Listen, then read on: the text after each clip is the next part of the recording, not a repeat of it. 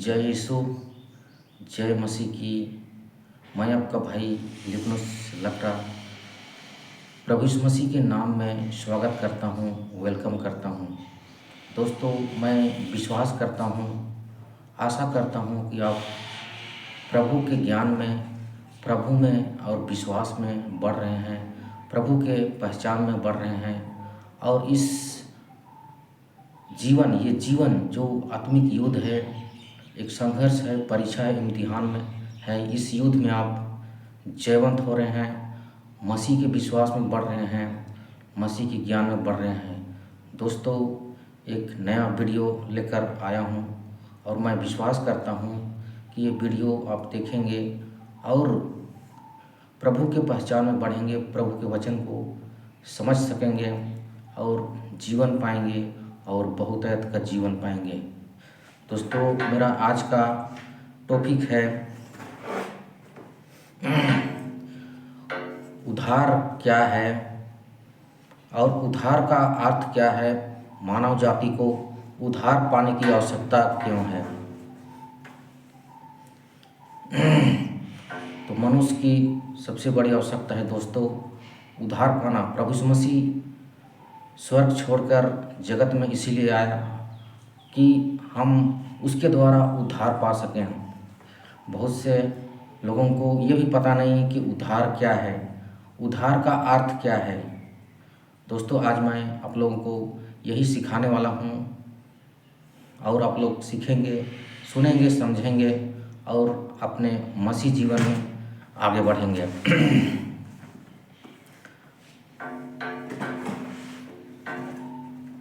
तो हम लोग दोस्तों खोलेंगे इफिसियों की पत्री अध्याय 2। उद्धार क्या है उसको पहले जानेंगे हम लोग, उसके बाद हम लोग आगे बढ़ेंगे।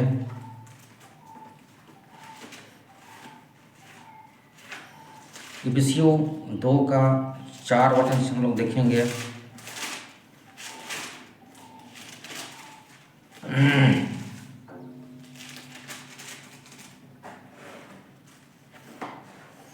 तो इसमें संत पौलुस कहते हैं,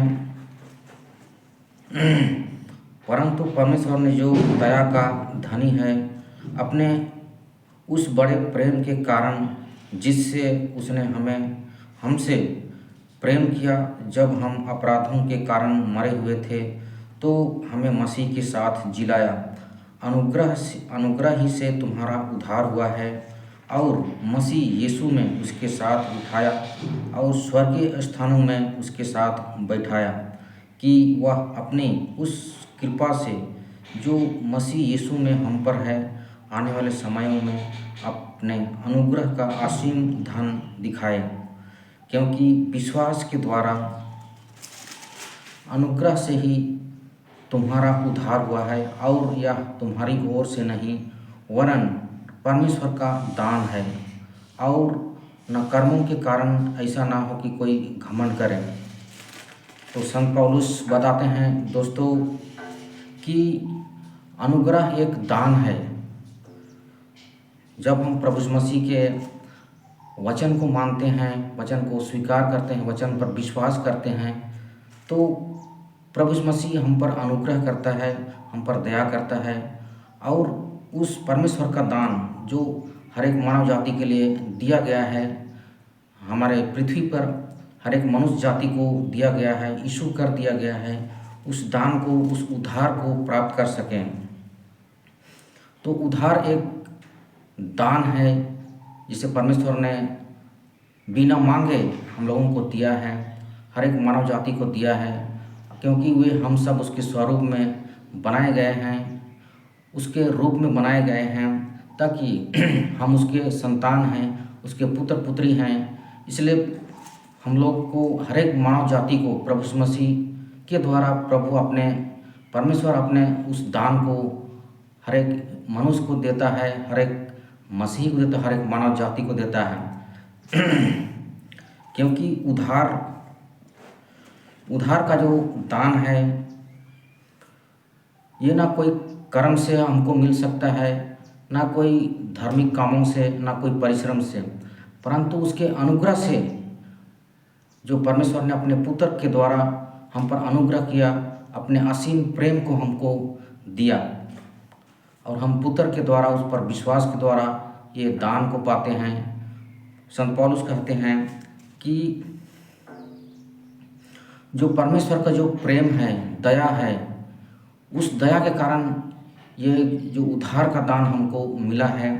और हर एक जन जो कोई प्रभु में विश्वास करेगा, उसके वचन में विश्वास करेगा, वो ये दान को पाएगा क्योंकि विश्वास के द्वारा ही, अनुग्रह से तुम्हारा उद्धार हुआ है, या तुम्हारी ओर से नहीं वरन परमेश्वर का दान है। तो जो चीज़ बिना मांगे दिया जाता है, अपने खुशी से देता है, अपने प्रेम से देता है, अपने दया से देता है, वही उसको दान कहा जाता है। और कोई मनुष्य इस दान को नहीं मांगा, लेकिन परमेश्वर ने अपनी इच्छा से, अपने प्रेम के कारण, अपने दया के कारण, अपने कृपा के कारण इस दान को अपने पुत्र पुत्रियों को, जिसको अपने स्वरूप में बनाया दिया। और हम बहुत से लोग घमंड करते हैं कि ये मैं परिश्रम करके, धर्म के काम करके, सेवा का काम करके ये अनुग्रह प्राप्त किया है। लेकिन वचन कहता है कि कोई अपने कर्मों के कारण यह घमंड ना करे कि ये दान हमें मिला है। तो दोस्तों, मैं विश्वास करता हूँ, आशा करता हूँ कि आप लोगों ने समझ लिया है कि उद्धार परमेश्वर की ओर से दिया हुआ एक दान है। उसके अनुग्रह से हमको मिलता है ये दान। जब हम प्रभु की आज्ञाओं को मानते हैं, उसका पालन करते हैं, उस पर विश्वास करते हैं, तो प्रभु हम पर प्रसन्न होता है और ये दान को हमारे ऊपर उंडेल दिया है। ये दान हम पर क्रियाशील होता है और प्रभु इस दान के साथ हमारे साथ संगति करता है, हमारे संग रहता है, हमको मार्ग दिखाता है और हमको अनंत जीवन की ओर आगे बढ़ाता है, जीवन की ओर आगे बढ़ाता है, परमेश्वर के राज की ओर आगे बढ़ाता है। और हर एक जन को हमको अपने स्वभाव में तृप्त करता है, अपने स्वभाव के अनुसार हमको बनाता है, ताकि हम प्रभु हम में सिद्ध होकर एक हो जाएं। तो हम लोग दोस्तों, मैं विश्वास करता हूँ कि आप लोग ने समझ लिया है कि उद्धार एक दान है, परमेश्वर की ओर से एक दान है, जिसको मानव जाति को उसके पुत्र पुत्री और संतान होने के कारण परमेश्वर ने अपने असीम प्रेम के कारण मानव जाति को ये दान दिया है। तो अब हम लोग चलते हैं, उद्धार का अर्थ क्या है। हम लोग उद्धार का नाम तो सुनते हैं, लेकिन उसका अर्थ नहीं जानते। अर्थ न जानने के कारण हमारा परमेश्वर के राज का फॉलो करने का जो तरीका, या तो कहूँ मैं जो निचोड़ है, जो हमारा नज़रिया है, हमारा दृष्टिकोण है, वो कुछ और ही होता है। हम लोग उद्धार क्या है पूछने से लोग बताते हैं कि उद्धार परमेश्वर का स्वभाव है, चरित्र है। वो तो चरित्र है, लेकिन उस उद्धार जो हिंदी शब्द है, जो एक वचन है, उसका अर्थ क्या है। तो इस चीज़ को जानना बहुत ज़रूरी है। यदि हम ये उद्धार शब्द का अर्थ को नहीं जानेंगे तो हमारा मार्ग या प्रभु के साथ हमारा रिश्ता नहीं बन पाएगा क्योंकि हम कुछ और सोचकर उस उद्धार के शब्द को हम लोग अपने जीवन में लागू करेंगे। तो हम लोग को हर एक मसीही को इस शब्द का अर्थ जानना बहुत ज़रूरी है। और इसके लिए हर एक मनुष्य को, हर एक प्रचारक को ये मनन चिंतन करना होगा। हर एक बाइबल प्रीचर को, जो लोगों को चलाते हैं, वचन सुनाते हैं, पास्टर को, प्रेरित को, लोग बिना जाने, बिना गहराई में जाने लोगों को वचन सुनाते हैं, उपदेश देते हैं, प्रीच करते हैं। और जिसे जो कलीसिया है वो अच्छा से वचन को समझ नहीं पाता है, प्रभु के साथ उसका रिश्ता नहीं बन पाता है। तो दोस्तों, मैं यही आग्रह करूँगा कि हर एक पास्टर को, हर एक प्रीचर को, बाइबल प्रीचर को, प्रेरित को, कि कोई भी प्रीच करते हैं तो उसको गहराई से मनन चिंतन करें, और जिससे हर एक कलीसिया, हर एक मसीही, हर एक मनुष्य उस वचन को समझें और सत्य के मार्ग का फॉलो कर सकें, उसको समझकर उस पर आचरण कर सकें और सही मार्ग पर चल सकें। तो दोस्तों, मैं उद्धार का जो अर्थ है, आत्मिक अर्थ है, जैसे आप लोग उद्धार का जो अर्थ है, हिंदी अर्थ, उद्धार का जो प्रवची शब्द उसको हम लोग जानेंगे। उद्धार का अर्थ यही है कि उद्धार का मतलब मुक्त होना, छुटकारा पाना, आज़ाद होना, स्वतंत्र होना। उद्धार का जो हिंदी अर्थ है, जो प्रवचित शब्द उद्धार का जो प्रवचित शब्द है कि यही शब्द बाइबल में बार बार आया है। प्रभु यीशु मसीह एक उद्धारकर्ता के रूप में आए हैं, मुक्तिदाता के रूप में आए हैं। यदि इस उद्धार के शब्द को हम लोग नहीं जानेंगे, नहीं समझेंगे, तो जो प्रभु यीशु मसीह के वचन को हम तोड़ मरोड़ कर उल्टा पुल्टा सिखा देंगे और उद्धार का मतलब अच्छा से अपने कलीसिया को नहीं समझा सकेंगे। इसलिए उद्धार का मतलब है, उद्धार का अर्थ है मुक्त होना, छुटकारा पाना, आज़ाद होना, स्वतंत्र होना। तो इसी उद्धार को जो समझाने के लिए प्रभु यीशु मसीह यूहन्ना 8 हम लोग खोलेंगे। यूहन्ना 8 में 31-32 वचन हम लोग देखेंगे। प्रभु यीशु मसीह जो हमारा उद्धार करता है, हमारा मुक्तिदाता है, अपने चेलों को, वो शास्त्री फरीसियों को समझा रहा है। हम लोग यूहन्ना 8 खोलेंगे।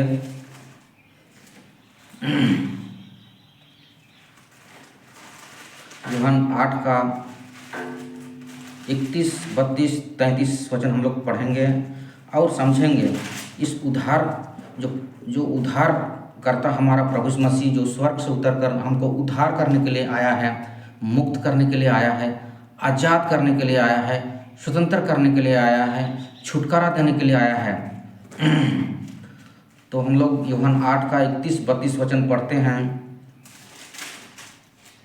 प्रभु यीशु मसीह कहते हैं 31 वचन में कि तब यीशु ने उन यहूदियों से जिन्होंने उस पर विश्वास किया था कहा, यदि तुम मेरे वचन में बने रहोगे तो सचमुच मेरे चेले ठहरोगे, तुम सत्य को जानोगे और सत्य तुम्हें स्वतंत्र करेगा। क्योंकि उन्होंने उसको उत्तर दिया, हम तो अब्राहम के वंश से हैं और कभी किसी के दास नहीं हुए, फिर तू कैसे कहता है कि तुम स्वतंत्र हो जाओगे? यीशु ने उनको उत्तर दिया, मैं तुमसे सच सच कहता हूँ कि जो कोई पाप करता है वह पाप का दास है, और दास सदा घर में नहीं रहता, पुत्र सदा घर में रहता है। तो प्रभु यीशु मसीह यहाँ बताते हैं कि यदि तुम मेरे वचन में बने रहोगे तो तुम सचमुच मेरे चेले ठहरोगे, तुम सत्य को जानोगे और सत्य तुम्हें स्वतंत्र करेगा।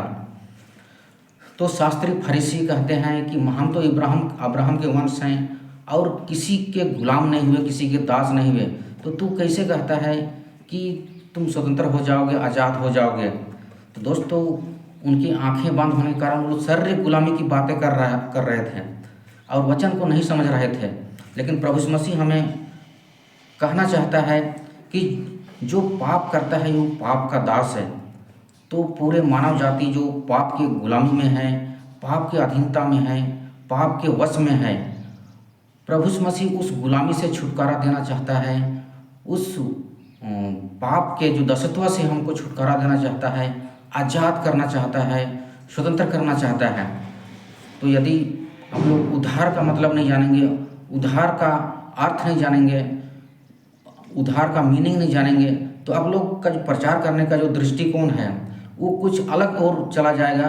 इसलिए हर एक प्रचारक से मैं यही निवेदन करता हूँ, हर एक प्रचारक से, प्रेरित से, पास्टर से यही निवेदन करता हूँ कि वे जो भी प्रचार करते हैं उसका अर्थ को भली भांति मनन चिंतन करें और समझें और दूसरों को भी समझाएं। तो प्रभु यीशु मसीह हमको पाप की गुलामी से आज़ाद करना चाहता है, छुटकारा देना चाहता है।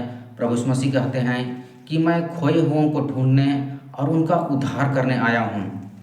तो मनुष्य की सबसे बड़ी आवश्यकता है कि जो मानव जाति जो पाप की गुलामी में है, हमारे आदि माता पिता आदम और हवा के पाप करने के बाद पूरे मानव जाति पाप के अधीन हो गया, पाप के गुलाम बन गए। इसी गुलामी से परमेश्वर अपने पुत्र के द्वारा, अपने वचन के द्वारा, प्रभु यीशु मसीह के द्वारा हमें छुड़ाना चाहते हैं।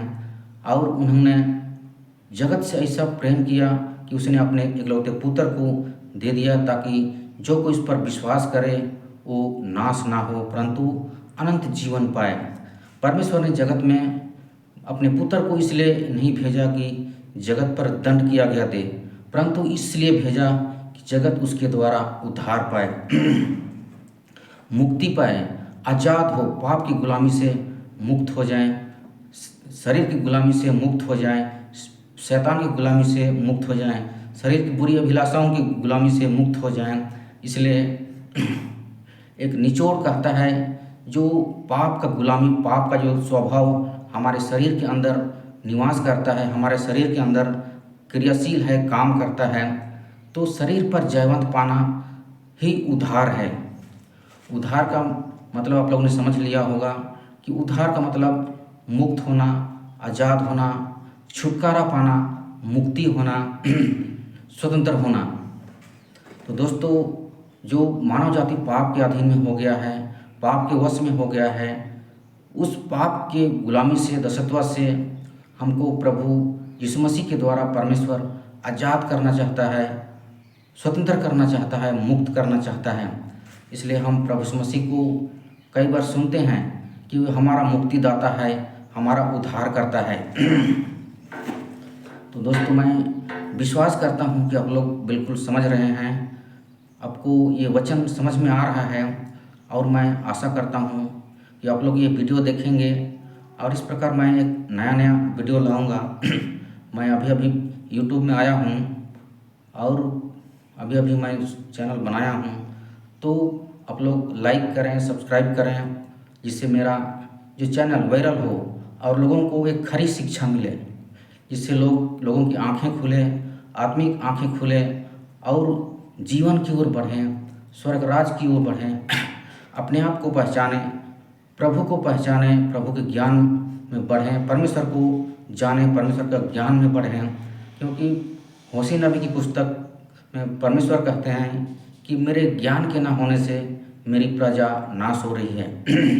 तो मनुष्य की सबसे बड़ी आवश्यकता है दोस्तों कि परमेश्वर को जानें, परमेश्वर को पहचानें, और परमेश्वर को जानने के लिए, परमेश्वर का ज्ञान प्राप्त करने के लिए हमको सबसे पहले प्रभु यीशु मसीह को पहचानना होगा कि प्रभु यीशु मसीह कौन है, कैसा है, उसका मूल स्वरूप क्या है, वो कहाँ मिलेगा, कैसे मिलेगा। जब तक हम नहीं पहचानेंगे, हमारा भक्ति करना एक धोखा होगा। बिना जाने किसी की भक्ति करना एक धोखा है, किसी को फॉलो करना एक धोखा है, अंधेरे में तीर मारना एक धोखा होगा। प्रभु यीशु मसीह का आया हुआ 2025 साल हो गए, लेकिन मसीह कलीसिया, जगत या संसार अभी तक उससे मुलाकात नहीं हुआ। जिस दिन आप प्रभु के साथ मुलाकात हो जाएगा, उसके असली स्वरूप को पहचान लोगे, उस दिन आपका रिश्ता बन जाएगा और आपका जीवन बदल जाएगा, आपका मन परिवर्तन हो जाएगा। जैसे जक्कई जिस दिन प्रभु यीशु मसीह से भेंट हुआ, उसी दिन उसका जीवन बदल गया और प्रभु कहते हैं, प्रभु में विश्वास किया और प्रभु कहते हैं कि आज इस घर में उद्धार आया है, मुक्ति आया है, पाप की गुलामी से मुक्त हो रहा है ये भाई जो अब्राहम के वंश से है, अब्राहम के संतान से हैं। अब्राहम हमारा विश्वास का पिता है, और जो कोई प्रभु यीशु मसीह में विश्वास करता है वो अब्राहम के वंश, अब्राहम की ओर से आशीषित है। तो मैं विश्वास करता हूँ, आशा करता हूँ कि आप लोग ने समझ लिया है, वचन को समझ लिया है, उद्धार क्या है, उद्धार का अर्थ क्या है, और मानव जाति को उद्धार पाने की आवश्यकता क्यों है। हर एक कलीसिया को, हर एक मानव जाति को उद्धार पाने की आवश्यकता क्यों है, क्योंकि आदम और हवा के पाप करने के बाद हर एक जन हम पाप के अधीन में हो गए। जो अधिकार परमेश्वर ने आदम और हवा को दिया था कि फूलो फलो और पृथ्वी पर राज करो, लेकिन शैतान के बहकाव में आकर, शैतान के आज्ञा को मानकर उन्होंने उस अधिकार को खो दिया और शैतान ने छीन लिया और आदम और हवा को राज करने की जगह जो परमेश्वर की ओर से वे आए हुए थे, बनाए हुए थे, भेजे हुए थे, परमेश्वर के संतान थे, लेकिन उस अधिकार को शैतान ने छीन लिया और तब से पूरे मानव जाति पाप की गुलामी में हो गए, पाप की अधीनता में हो गए। और एक मनुष्य के हम लोग रोमियो की पत्री अध्याय 5 में हम पढ़ते हैं, रोमियो की पत्री अध्याय 5 में हम देखते हैं, पढ़ते हैं कि एक मनुष्य के पाप करने से सब के सब पाप के वश में हो गए, पाप के अधीन हो गए और सब मनुष्यों पर पाप राज करने लगा और पाप के कारण मृत्यु पूरे मानव जाति पर राज करने लगा। तो हम लोग देखेंगे ये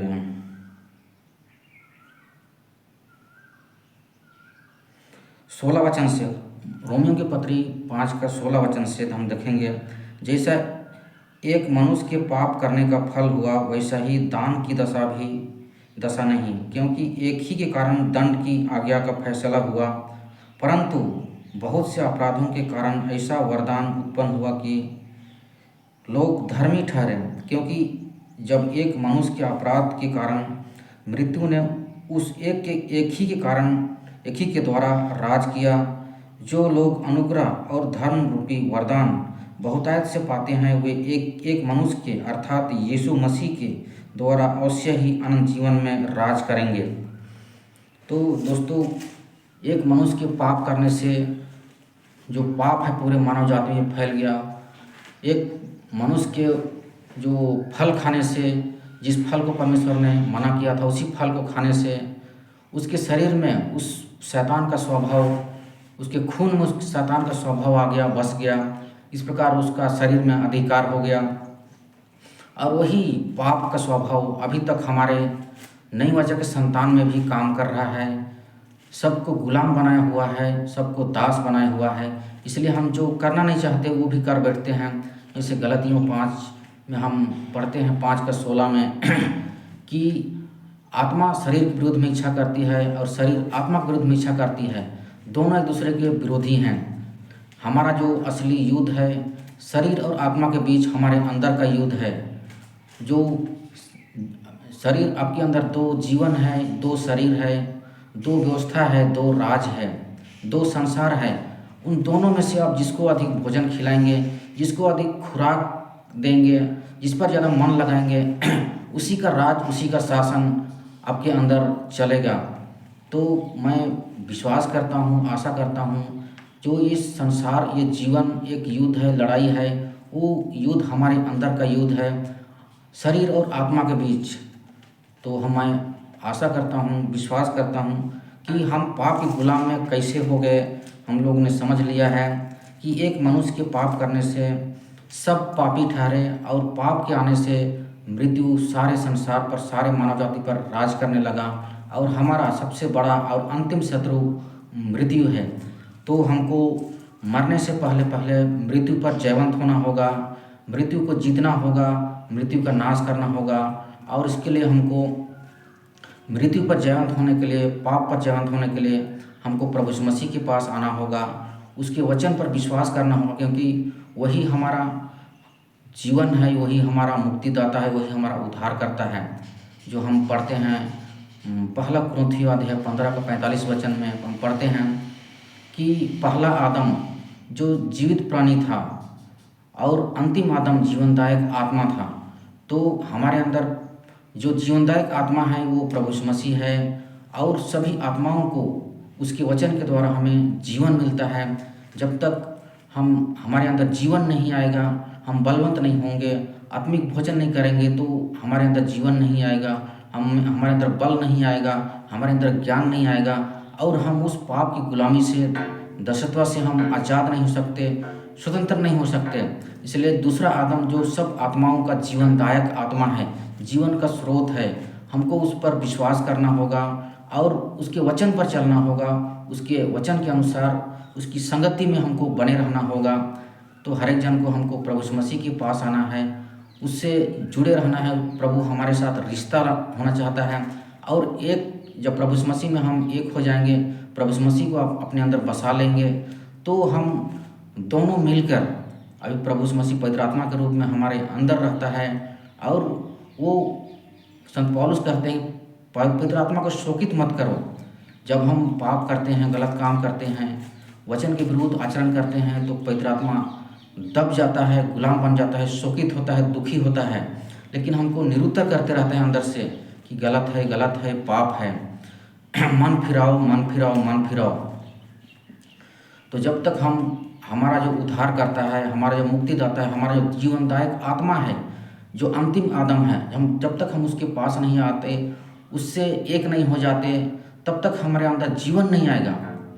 जब हमारे अंदर जीवन आएगा, हम बलवंत हो जाएंगे, हम शक्तिशाली हो जाएंगे, तब जो हमारे अंदर पाप का स्वभाव बसा है, शरीर के काम हैं, क्रोध, ईर्ष्या, द्वेष, कपट, हम गलतियों 5 का 19 वचन में शरीर के काम देखते हैं, उन शरीर के कामों पर हम जयवंत होंगे, जीतेंगे और उस पर जय पाएंगे। और जब हम पाप पर जयवंत होंगे, शरीर के अभिलाषों पर जयवंत होंगे, तब शैतानी आचरण को हम नाकाम करेंगे, शैतान के कामों को हम नाकाम करेंगे, भस्म करेंगे। इस प्रकार हम जो परमेश्वर के लोग, जो कोई भी समस्या या प्रॉब्लम हमारे बीच में आता है, हमारे सामने आता है, तो उस चीज़ का हमको जड़ को देखना है कि उसका जड़ क्या है। तो सब समस्या, प्रॉब्लम, विपत्ति, सब का जड़ शैतान है, लूसीफर है। तो इसके लिए हमको प्रभु यीशु मसीह में एक होना होगा, उस पर विश्वास करना होगा, उसके साथ हमारा संगति में बने रहना होगा। और प्रभु कहते हैं यूहन्ना 15 में कहते हैं 1, 2, 3 वचन में कि सच्ची दाखलता मैं हूँ और मेरा पिता किसान है, और जो डाली मुझ में है और नहीं फलती उसे वो काट डालता है, और जो फलती है उससे वो छांटता है ताकि और अधिक फले। तो दोस्तों, जैसे हमारा दाखलता प्रभु यीशु मसीह है और हम सब डालियाँ हैं। यदि डाली दाखलता में बनी ना रहे तो नहीं फल सकता, वो मुरझा जाएगा, सूख जाएगा और अंत में जलाया जाएगा। वैसे ही प्रभु यीशु मसीह जो सब आत्माओं का जीवनदायक आत्मा है, जीवन का स्रोत है, उसकी आत्मा से, उसके वचन से हमको जीवन मिलता है। जब तक हम वचन में जुड़े ना रहें, वचन में बने ना रहें, तब तक हमारे अंदर जीवन नहीं है, हम फल नहीं सकते, हम जीवित नहीं रह सकते। इसलिए प्रभु यीशु मसीह कहता है प्रकाशित वाक्य 2 में 3 का 1 वचन में ही कि मैं तेरे काम को, तेरे आचरण को, तेरे जीवन को, तेरे विश्वास को जानता हूँ। तू अपने आप को जीविता तो कहलाता है लेकिन है मरा हुआ। तो दोस्तों, जब आदम और हवा ने पाप किया, तब हम आत्मा में मर गए, आत्मा में कमज़ोर पड़ गए, मृतक के समान हो गए। तो जब तक प्रभु यीशु मसीह के साथ हमारा रिश्ता ना हो, जो हमारा आत्माओं का जीवन है, जीवनदायक आत्मा है, जीवन की रोटी है, उस रोटी को जब तक नहीं खाएंगे तब तक हमारे अंदर जीवन नहीं आएगा। हम मृतक के समान रहेंगे, मरे हुए के समान रहेंगे, क्योंकि जो चीज़ अपना काम नहीं कर सकता वो मरा हुआ है, मृतक के समान है। दोस्तों, मैं विश्वास करता हूँ, आशा करता हूँ कि आप लोगों ने समझ लिया है कि उद्धार क्या है, उद्धार पाने की आवश्यकता क्यों है। तो अगले वीडियो में हम दोस्तों देखेंगे कि हमको उद्धार कौन दिलाएगा, हमको उद्धार किसके द्वारा मिलेगा। हम लोग अगले वीडियो में पार्ट 2 में मैं बनाऊंगा, और आप लोग को फिर से मेरा वीडियो देखकर समझने और जीवन पाने और उद्धार पाने के लिए मैं वेलकम करता हूँ, स्वागत करता हूँ। दोस्तों, जय मसीह की, जय यीशु।